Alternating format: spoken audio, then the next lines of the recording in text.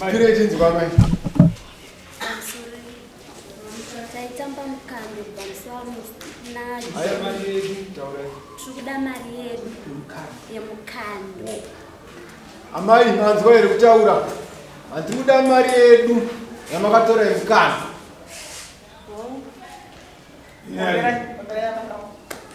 Nari ni mama. 1,460. Sala iwe ni mari yani. Pada mari yawa.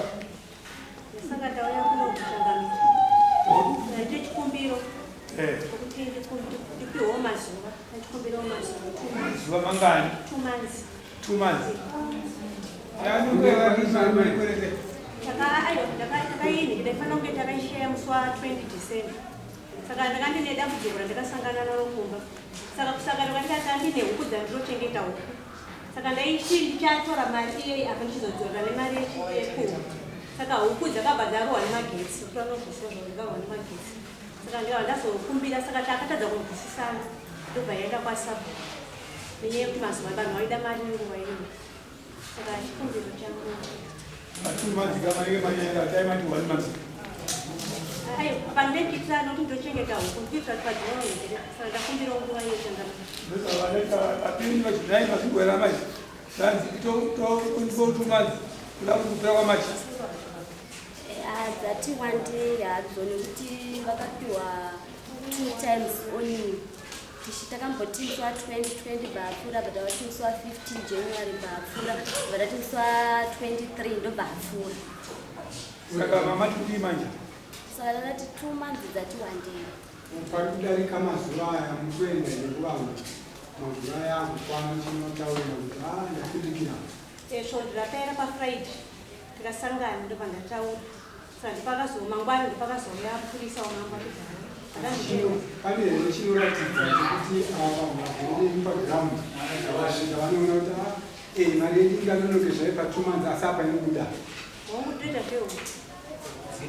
dziri kuhera namai huku kuti mukasvika pagiraundi muri nhasi munoona kuti apa mari yedu inogona ii. Ini nangu singade kuekanisa handina kudziona asati ndadziona dziri kuereka ndindadziona. Aiwa tinofamba ina ndifambe ndiri kuti panenge ndakagara. Kana mamuchita mugari yangu nevamwe madzimai. Nevamwe madzimai. Kweni ndinofamba kamutsanangura kuti ini ndakasvikawo ndikaona kuti mari yedu inobuda. Ama ndinogara paFriday patinisika vari murengi. Ini mashure mufunga wosei.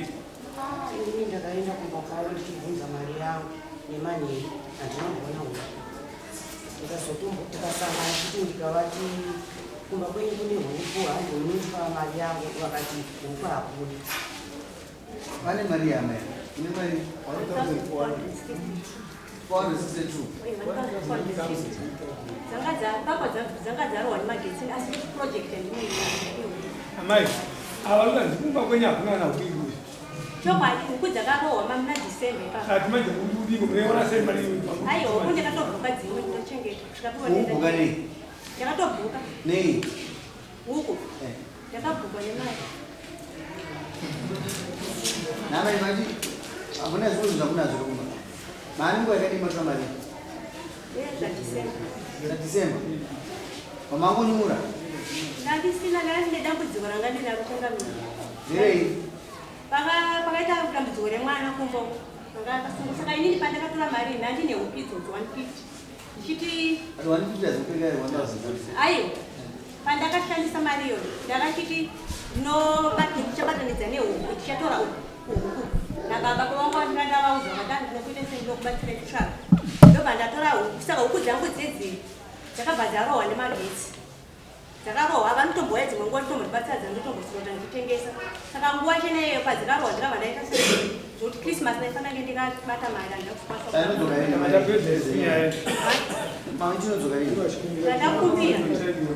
ndakumbira kuwe 2 months. Icho yakakwana izi 1,000. ndotsvaga Vanotsvaga kuti ndinokweta kuya yakakwana here. hongu ndinayanani Mune chii chamunoise chibatiso kuti kana matadza kuinga zvokupaizwa unotora chakati? kumba kumba kune zvimazvibatiriri firiji TV ende munosaina Vape 2 months vakatendere. Tauri. Ndeme museni. Amai avaka takavapa nguva takaendesa kumasabu yakatongwa nyaya vachingoti aiwa ndipei mazuva 3 ndinenge ndichawana mari musa 15 ndine 1000 yenyu 15 achana akasvika sabhuku akavaunganidza tese takavaunganidza vakati varasemustori kuti But mazuva avanyora apa. Ngavanyore mune chine yakaiva. Waya mai 2 months dzinoona kusvika manje. Makatadza kuti vabhadhareka uko vachikuchitai. Zvinokunoku vauya kunyoresa pamberi pedare pa 2 months kana vatadza pane zvinoita. Kana ivo vanga vachizonungudza varutora. Ndozvaada kubhadharisa. Vanobhuya kaini. Kuti 6 weeks. 6 weeks. 6 weeks adzisvike 2 months. Mwedzi nawo. Saka nokutengesa nemazuva ekutengesa 2 months dzakanaka zvadzo. Tools dzokutengesa kuri.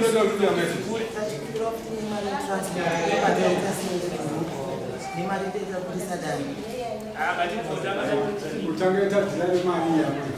Mari yatotora imamo. Ndombiona chinokuya. Swali kudewe. Ngapima tanga. Asi mimwe zvinhu. Shuwa ungape munhu 1004.